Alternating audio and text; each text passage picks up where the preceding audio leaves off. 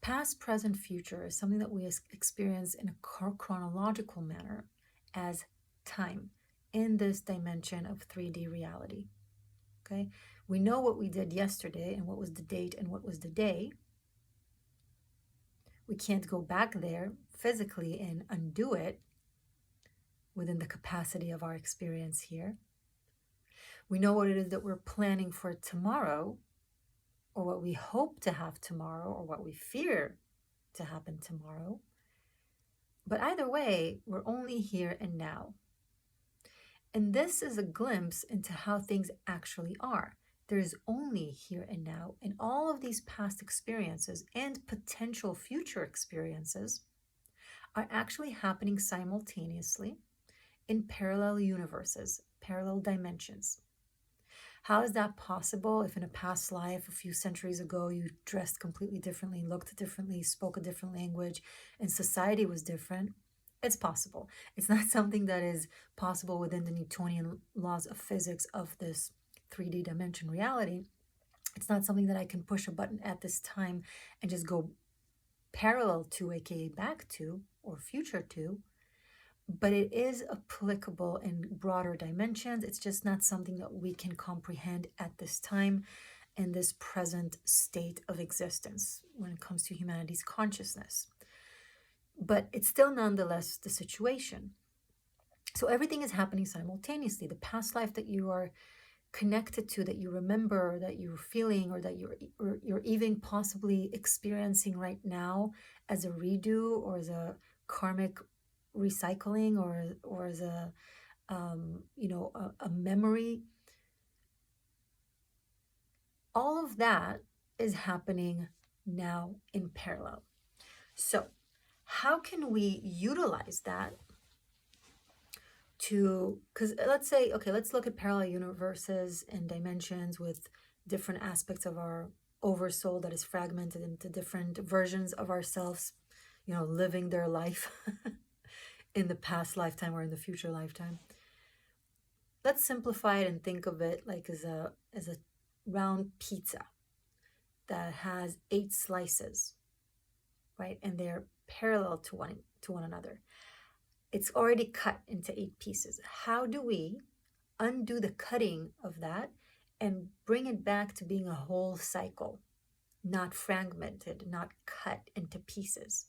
Meaning, how do we collapse different lifetimes, different parallel lifetimes of different aspects of our soul that is fragmented into a wholesome, cohesive, non-split, non-separated, consistent one? Okay, it's not 1/4 olives, 1/4 mushrooms, 1/4 onions, etc., 1/4 plain. It's we're managing to spread evenly the olives on all of the pizza, and the mushrooms on all of the pizza, and the onions on all of the pizza. So all of it has all of the experience, but melted together in a harmonious, nice flavor, as opposed to something messy and non-tasty, and in a way that is not cut into different triangles. It's one wholesome pizza. Now, you'll be like, why would I want to do that? It's going to be very hard for me to lift that pizza and eat it like that. I'd rather have it cut into pieces so that I can contain it one piece at a time and able to process it. That is why we have split aspects of our oversoul experiencing different experiences, or in different ways, in different versions of ourselves, in different parallel, aka past, present, future lifetimes. It's so that our oversoul can process and contain the flavors, the experience, or the entire, ingestion of the experiences in a way that is manageable. Okay? But let's say now we are advanced in our spiritual energetic work. We've managed to close up a lot of karmic loose ends and broaden our capacity and our understanding of life and our ability to contain.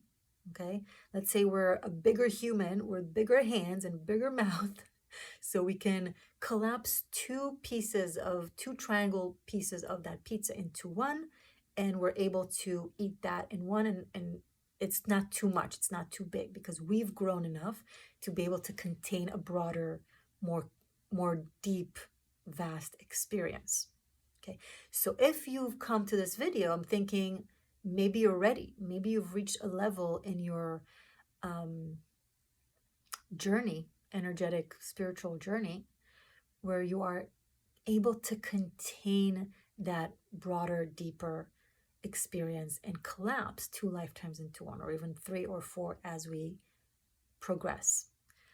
And if not, if that's not the case, then this video can serve the premise for the information and something to have in mind as you work towards handling the current pizza slice that you're eating.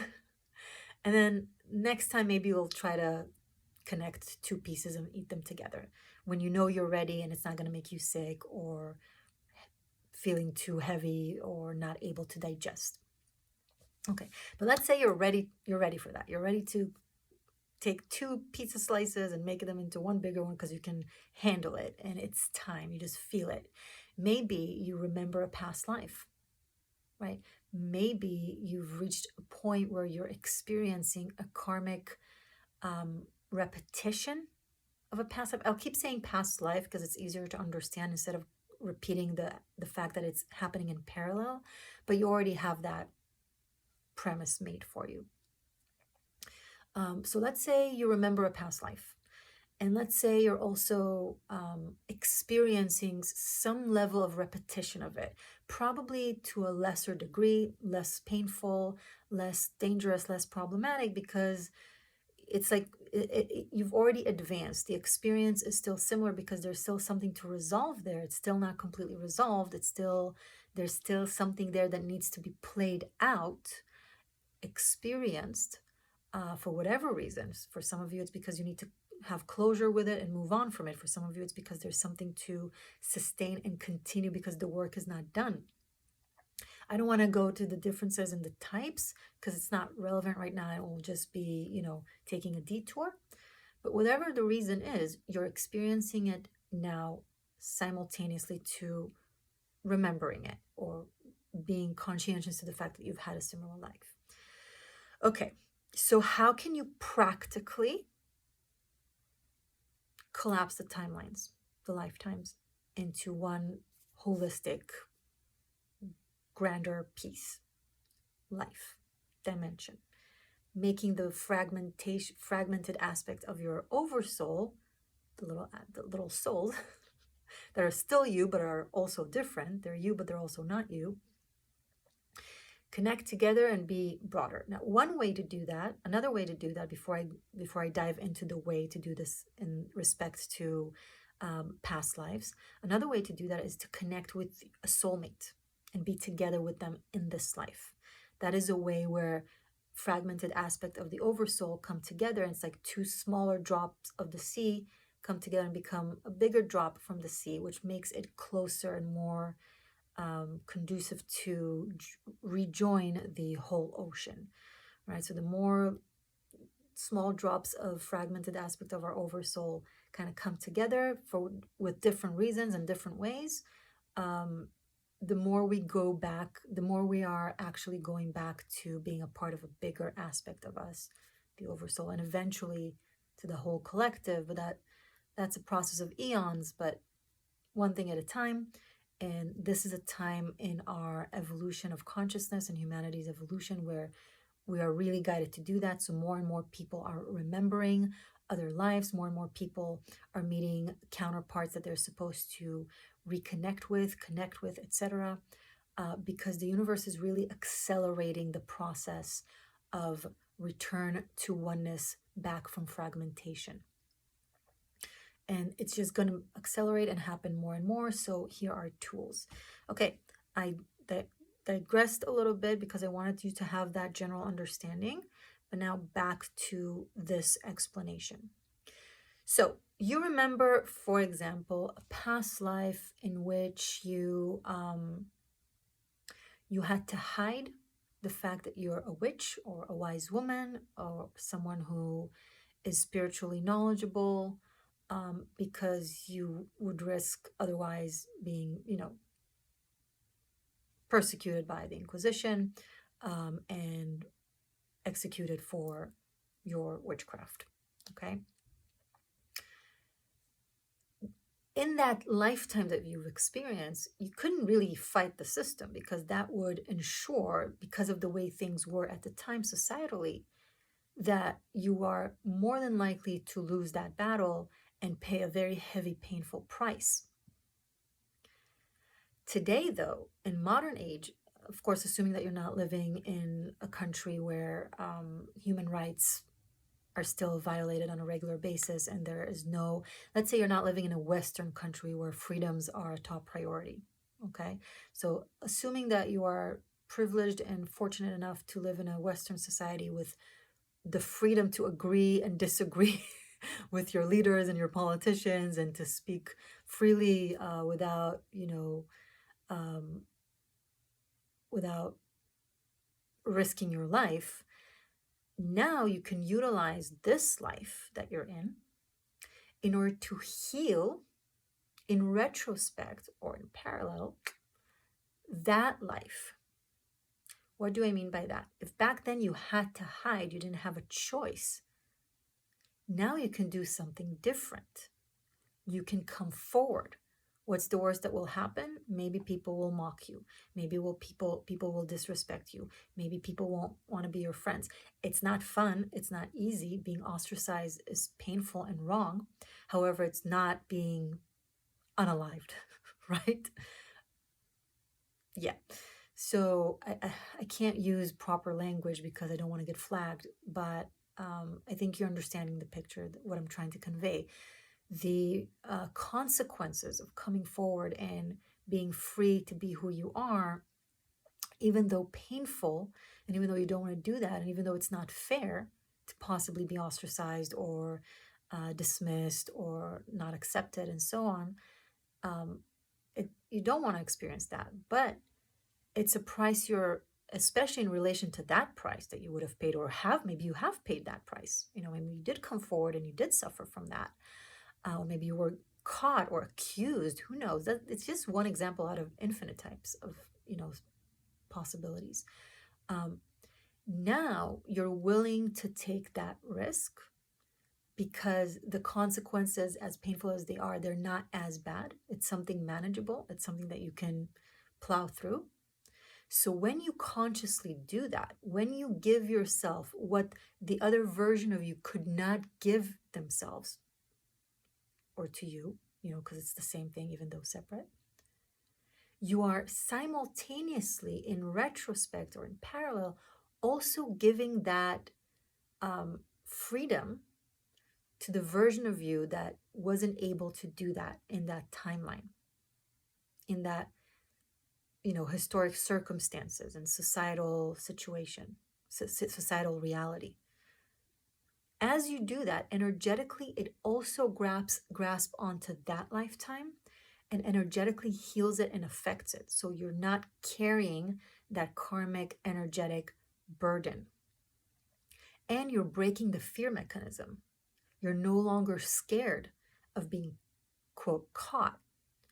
Because, okay, what's the worst that will happen? Some people that don't respect my opinion, that I also don't respect their opinion, are not going to like me. And not to disrespect, sometimes you might really feel sad and upset in this example per se, for being ostracized. It could be very, very painful. But but first, you don't want to lie about who you are, because finally you're living in a time where it's safe for you to be who you are. And there's no reason for you to have to lie or hide. That's not fair to you, and that's not justice. The world should advance even further. It has advanced significantly, but there's still more room to grow, right? But also, if you were to do the same thing and hide, you no longer have the same excuse, because at this point, you're not risking your life. It's just your popularity or whatever the case may be. And as hard and difficult and painful as the price may be, it's still not that same price. So you no longer have the same excuse for not doing the right thing per se, right? I can't judge a woman a few centuries ago who that wouldn't go out to the world and express who she is, freely, if that would mean risk losing her life. I can't call her insincere or cowardly, because who knows what any of us would do in that situation. It makes total sense. But now, when the price is not that heavy, you get to be more courageous and do that for both yourself and for that version that wasn't able to do so.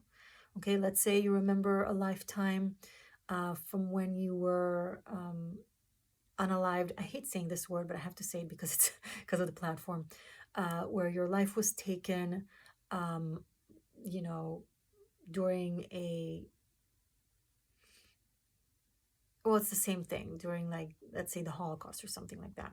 Okay, something terrible, but you had no power to fight back against anti-Semitism because the powers were so much stronger than you, and there was no winning and no fighting it. Because back then you weren't in a position of power to be able to defend yourself.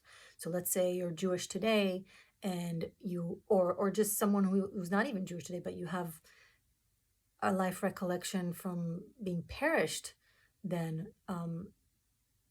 now you get to speak up against anti-Semitism. Now you get to speak up against hate, senseless hate. Now you get to educate the world about the truth. Okay, so maybe you will lose some ignorant friends that don't know that their opinions are hateful because of ignorance. Okay, maybe you'll lose some job opportunities because of discriminatory employers who, let their political agendas overshadow their professionalism and understanding of human rights. There's a better job out there for you anyway that will pay you more and will be more respectful of your abilities and will honor you as you are and as who you are.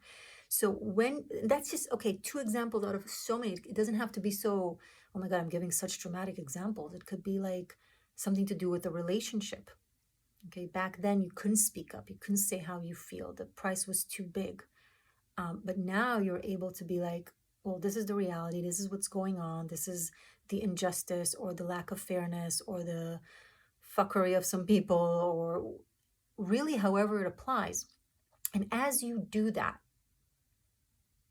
it heals both this life and the one that is like the same blueprint, but in a lesser expression, or even a similar expression. It really depends. Now, once that happens, those lifetime collapse into one. And best case scenario is that in this life, you manage to resolve the painful karmic situation, painful event, and break out of that karmic painful loop of suffering. And that's what I would call dharma, because you utilized your memory, your understanding, your sight to make a different choice that course corrected, that broke the wheel, right? You're not stopping the wheel like the words of Daenerys Targaryen, you're breaking the wheel. So you're breaking that wheel and creating a new wheel, a better pizza. We're back to pizza, preferably vegan. Because cows deserve to have their lifetimes collapse into one and experience wholesomeness too. Just saying. Okay, let's see. How can I tie it all up together? Or maybe even if I have something else to say in this regard before I tie it up together. I'm just trying to think of potential questions you might be asking so that I can answer them now and not skip anything. So thank you for your patience. I'm going to take a moment. Okay, the not so ideal case scenario is that you don't succeed. You try to break the wheel. You try to enact dharma. You try to do something different. It still ends up repeating itself, whether to the same degree or to a far lesser degree, but the same theme repeats itself. You quote unquote failed. No, you didn't fail. Okay? Because you still tried from a place of awareness. You had the awareness.